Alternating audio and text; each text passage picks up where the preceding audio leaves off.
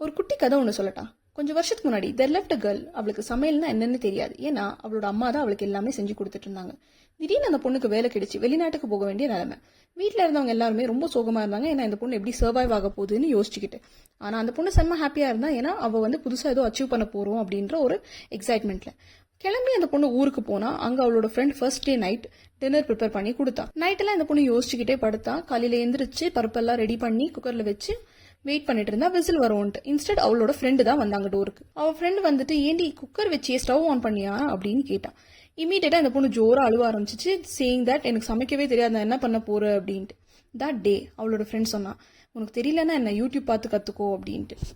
Next டேவே YouTube எல்லாம் check பண்ணி அவங்க மம்மி கிட்ட ரெஃபரன்ஸ் எல்லாம் வாங்கி அவ செம்மையா சமைச்சு ஆஃபீஸ்க்கு எடுத்துட்டு போனா.